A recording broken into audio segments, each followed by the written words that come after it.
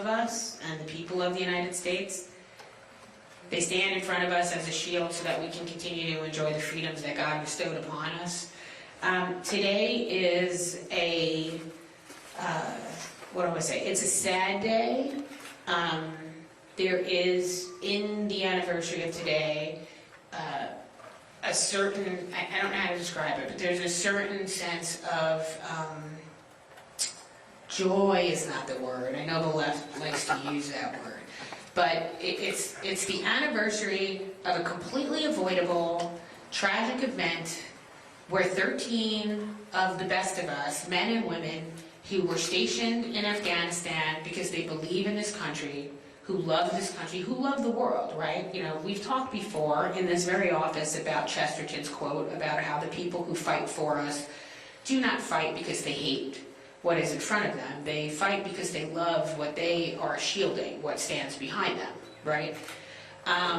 But that was completely avoidable. But the fact that we are standing here, you know, there is a sense of love, of fellowship that is born out of the battle when you go. I am not one who can speak to that. I have observed that. I am incredibly proud of the people who protect our country.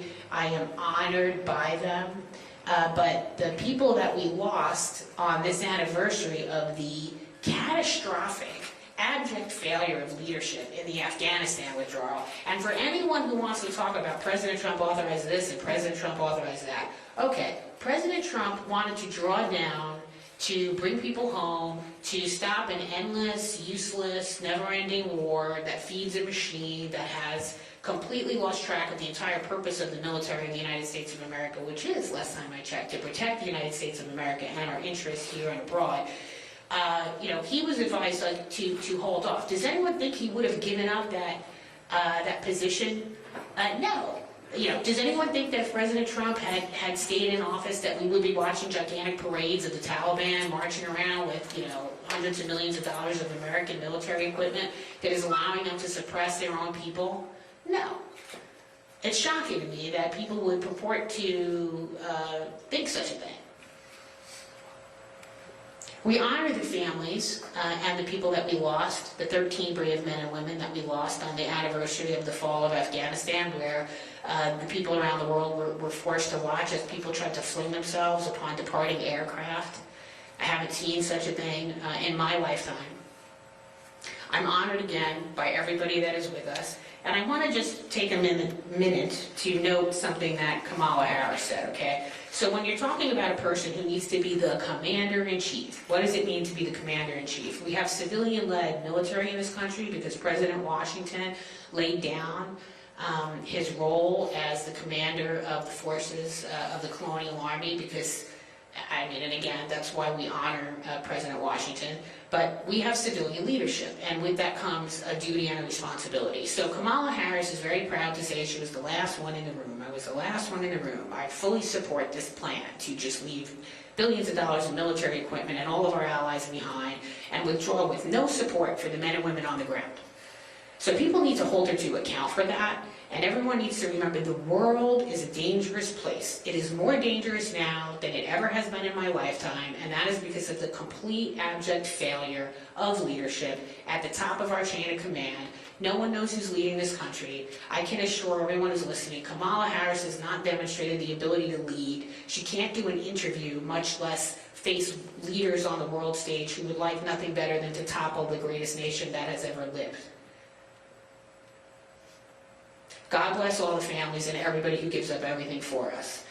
I would like to introduce the amazing Congressman Eli Crane. Congressman Crane enlisted after 9/11. He served as a Navy SEAL in Special Operations. He understands what it's like to be in the heat of the battle. He understands what leadership is, and he understands what leadership isn't. Please join me in welcoming Eli Crane. Yeah. Ooh, yeah, thank you.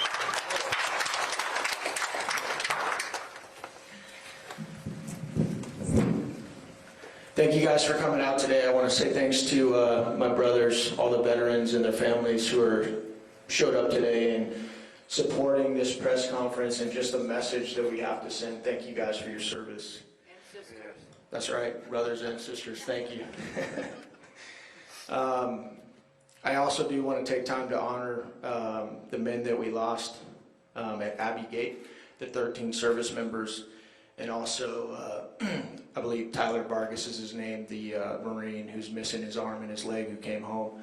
But what this press conference to me is really about is what I think they would want it to be about, and making sure that this never happens again. And for that to be possible, we actually have to have strong leadership. And I think we have to delineate between the strong leadership that we had in the past with President Trump, who didn't get us into any foreign wars, though everybody in the media and all of his haters and detractors said that he would. He didn't get us into any foreign wars, and he was actually great for veterans. He signed the Mission Act, which would allow veterans to go out into the private sector and get health care. And when I talk to veterans, I'm on the Veteran Affairs Committee up in Washington, D.C. When I talk to veterans, it's one of the things that they're the most appreciative of.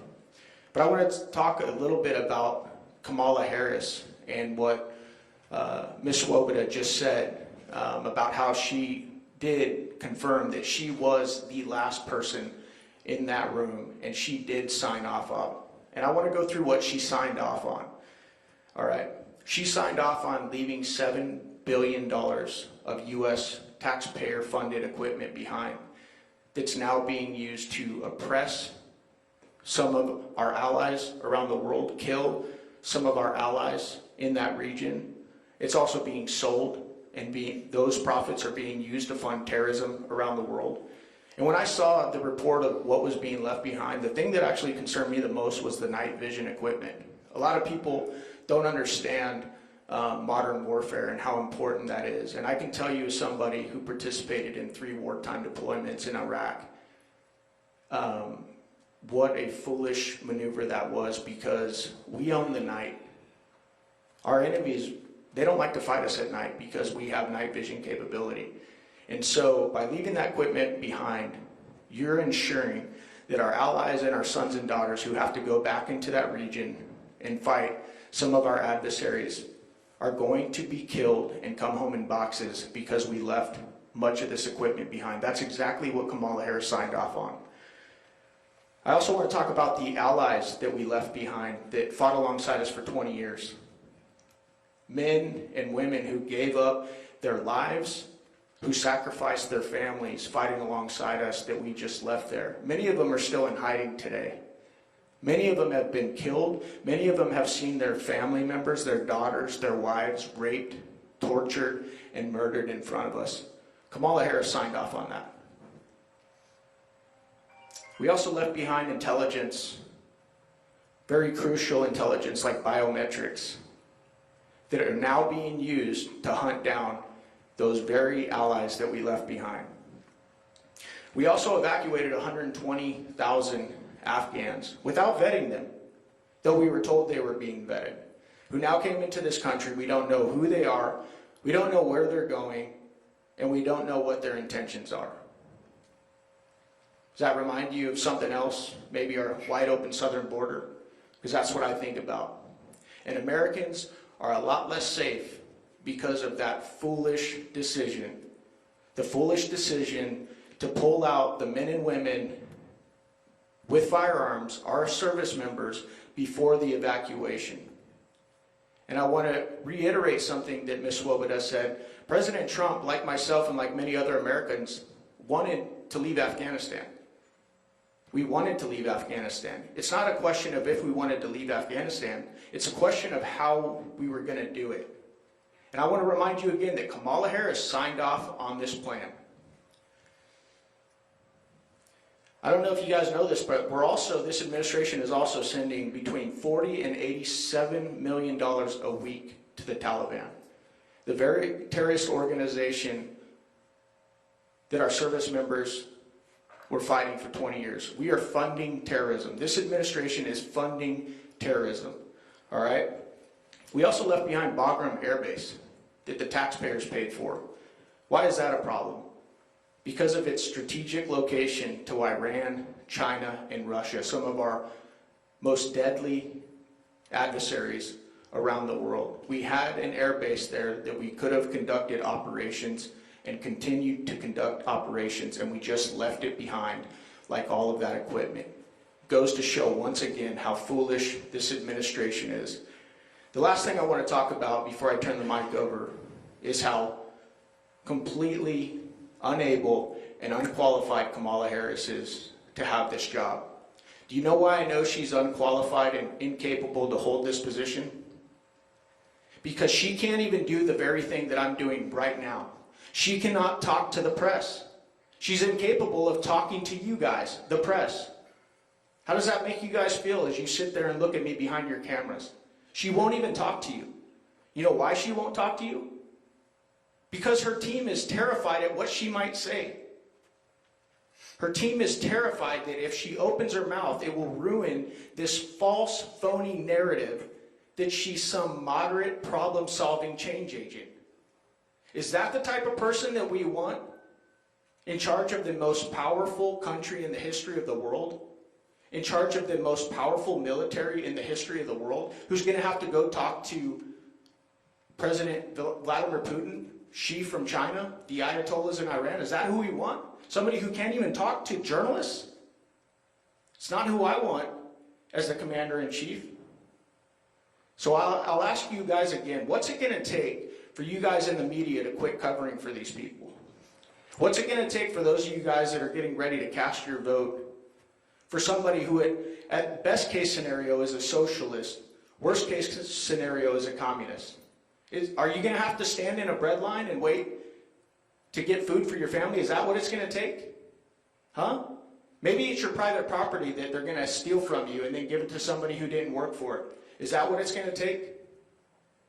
God, I hope not. I hope we never get the chance to find out what this vice president is capable of. Because, and I know some of you guys poo-poo that and you say, oh, Eli, what are you talking about? She's not a socialist, she's not a communist. Really? Then why does she talk about equal outcomes? Why does the vice president candidate that she picked to run alongside her on the ticket, why did he say that one man's socialism is another man's neighborliness? Huh? Tell me that. These are the most debunked ideologies in the history of the world. And if you want to go look at a couple experiments, same people, same time, same ethnicity, same religions, go look at Germany, East and West Germany. Go look at Korea, North, South Korea. One side was capitalistic, the other side totalitarian in nature. How did that work out? Where would you rather live? So for all of you folks out there that haven't figured it out, government, increased government is never the solution. It's usually the problem. And these people are going to continue, even ones that have been in power for 4 years are going to try and convince you that they're going to make your lives better. And she's so phony that she's now trying to tell you that this very border that she was tasked to secure, she's going to fix it. Right. She's going to fix it. The borders are. Right? No, she's not. And so that's why this election is so important, and that's why it's so important that we cast our vote behind somebody who's already shown us that he can do it. Not only that showed us that he can bring back prosperity to this country, but showed us that he could secure that southern border, that he could make us safer again. That's why this election is so important. And at this point, I want to turn it over to whoever you guys have next. Thank you guys for coming.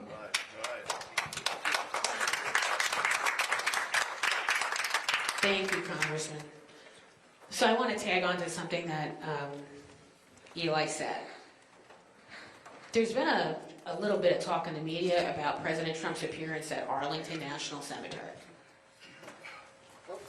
Does anyone in the media think that they are qualified to lecture a family member who has lost their loved one fighting for this country? Because that's what some people in the media are doing right now. President Trump loves our people, he loves our military, and he loves their families. And he recognizes the pain that they are going through. And if a member of a military family that lost their loved one asks President Trump to come and be with them, and asks for him to take a photo with them because all that they have left is a headstone of their loved one who gave everything for this country, how dare you lecture them? Please look within. I am honored to bring to you Jeanette Garcia. Jeanette served in the Army for 5 years in Afghanistan. When she was overseas, she served in the female engagement team. She is an actual combat veteran, unlike Tim Walz, who apparently had a grammatical issue. I'm from Queens. I sometimes don't use the proper grammar, despite the fact that my mother was, for a time, an English teacher. I have never accidentally said that I served overseas. These are not grammatical errors. These are lies. We call that stolen valor. When you talk about females in leadership, there are many women that would be an outstanding commander-in-chief. Kamala Harris is not one of them. We are funding the Taliban every week, and they have forbidden women from singing. Their voices should not be heard. It's a disgrace. Jeanette is now serving on the Avondale City Council. She is here to share with us what it is like to be a veteran on the ground, because she has lived it and she has seen it, and we are honored to be here with her. Jeanette, please. Thank you, everybody.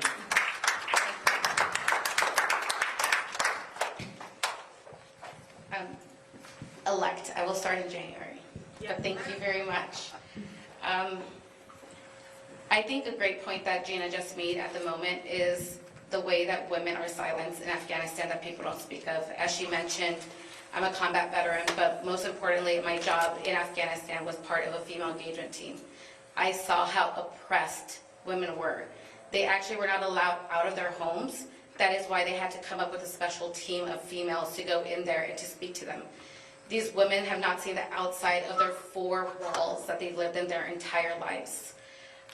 I don't want that here in the United States. I'm here speaking today because as someone who served in Afghanistan, it is troubling to witness the horrific withdrawal that happened 3 years ago. When I saw the women that passed away, they happened to be the same age I was when I was deployed. It was heartbreaking because I thought, man, that could have been me. You know, it's really sad that they don't take accountability for their actions. This administration does not realize what they did in doing that, leaving all of that equipment, the way they hurt the veteran, the military community. They don't apologize for it. They just make excuses.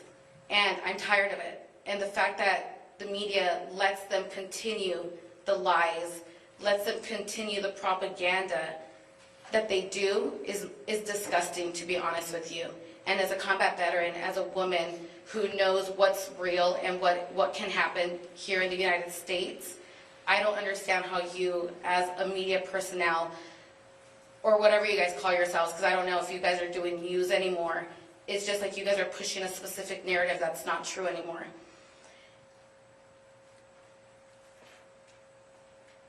I'm actually a little shaky because I'm like so mad, but as a woman, seeing Vice President Kamala Harris being the female choice of candidate as to be the first president of the United States is not something I want to see. I will fight every day to ensure that people know the truth about what she said, about her laughing, about having an open border. That open border is not only catastrophic for us here in Arizona, but all of the United States. The amount of fentanyl coming through there affects the families here in my own community in Avondale, in our communities here in Phoenix. It's going all the way up to New York, up to Washington. And I'm tired of seeing it. I'm tired of hearing stories of families that have lost their loved ones due to the fentanyl. As a first-generation American and a daughter of immigrants, I don't want to see people from my country, my parents are from Guatemala, being lied to, told they're going to get something and being raped and murdered on their way here. Like, that is just very sad to see, and this is due to the Biden and Kamala administration. If that doesn't break your heart to know that people are being used for personal gain, for financial gain, then you really don't have a heart and you don't see what is actually happening at the border.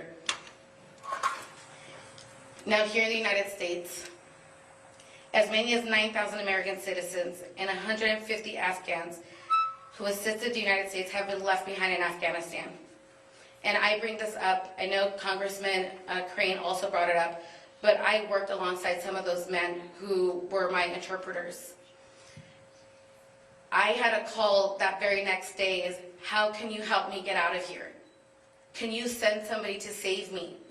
Me and my family are hiding in a cave at the moment. I couldn't do anything about it here in the United States, but they risked their lives for me, and now they're left out there, and now I don't know what has happened to them due to that disgusting withdrawal. Harris made no mention of the 13 U.S. service members during the D.C. acceptance speech. I don't think she's ever mentioned their names. I don't think Tim Walz has either. And that should really resonate with you as a U.S. citizen, that we have left behind and forgotten those 13.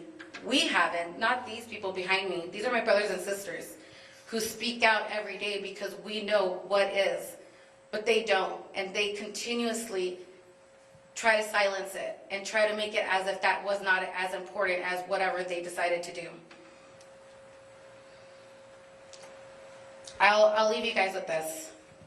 As someone who loves my country, who has fought for it beside brave men and women, who has had to perform life-saving measures to one of my sisters, the way that we left Afghanistan, the way that Kamala Harris does not want to acknowledge this, the way that the lying Tim Walz thinks that it's a joke, that a grammar error makes it okay to call himself a combat veteran. I want you guys to know that your support for Donald J. Trump, is the best president in my lifetime, will ensure that he protects us service members, that he honors us, and he does remember us, and he will stand for us. Thank you.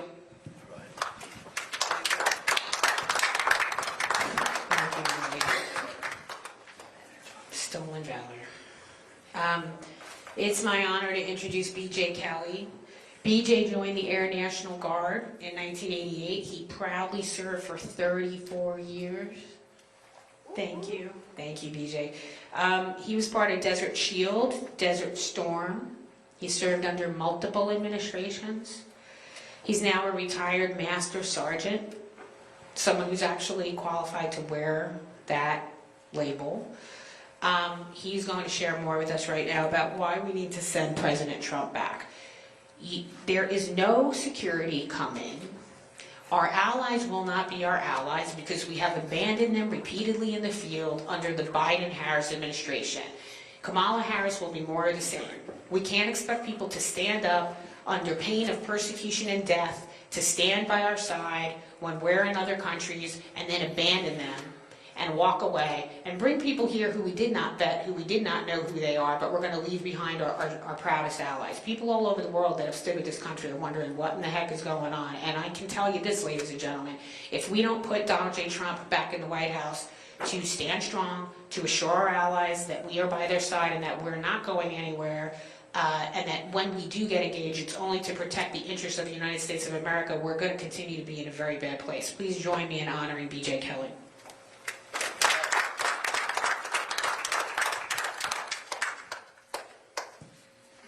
Hello. I just came up to say a few words about, looking back on the 3 years after the tragedy of Afghanistan. I was a crew chief, so I took care of airplanes, dealt with a lot of air crews, traveled the world, and I think all service members would agree that, your ideals are built on things like integrity, service before self, excellence in all we do.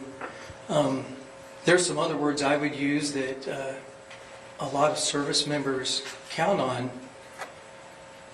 that have to do with trust and things like that, honorable activities. And a lot of that is built into the military from the bottom up and the top down. You know, the top is setting out policies, and the troops are following out those policies. And it's kind of like an unsaid thing that you trust in the people that are sending you to war or sending you to an area. And like the congressman spoke of before, it's not the matter of pulling out, it's the matter of how you do it. And the way that was done, it was tragic and pathetic. And you know, there's an old saying that a lot of people have heard normally during like Memorial Day or whatever, where it says that you know, all gave some and some gave all. And it makes me think of that because there are people that give that ultimate sacrifice, and they're trusting in the people that set out those policies, and not just the service members, but the civilians. Like was said before about interpreters and people that Afghan group of people were counting on us, and now they're being chased down. Their lives are at stake. It's just something that's so serious, it's hard to talk about.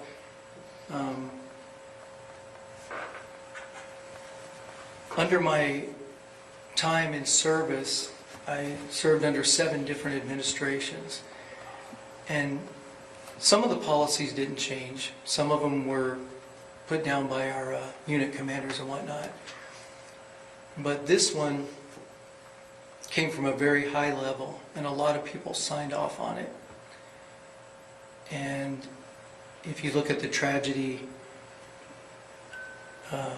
it's just hard to believe it even happened. But with that, you know, I think we need strong leadership. I know when I was in and Trump was in charge, throughout everywhere I went around the world, our military felt secure, they felt taken care of. They felt like somebody had their back, and that they would never put down a policy in such a way like this where lives were just lost. So we need to get somebody like Trump back in, and he's already shown what he can do.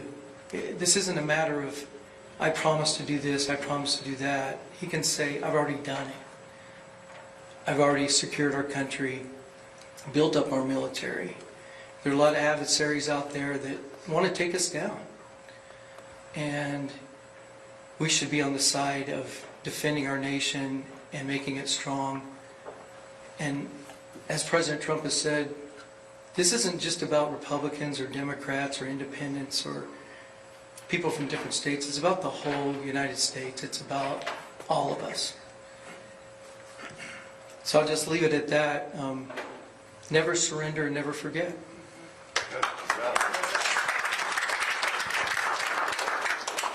Thank you so much, BJ. So, you know, as we're wrapping up again, President Trump loves this country. He loves our men and women who serve in uniform. He understands the sacrifices that their families make. He would never let us down. J.D. Vance has stepped up to serve. He understands what it means to sacrifice. The men and women standing behind me, the families who lost 13 people at Abbey's Gate because of the disastrous withdrawal of the Harris-Biden administration, understand what sacrifice is. We're not only supposed to provide for the common defense, we're supposed to protect the blessings of liberty for ourselves and our posterity, yes? We're not going to do that under a Harris-Biden administration. Please remember the people who sacrifice everything. Please remember their families. Please do the right thing. Look at your fellow men and women who have served. Take politics out of it just long enough to remember that these are human beings that give up everything for us. God bless them. God bless all of you. God bless America. Thank you for coming today.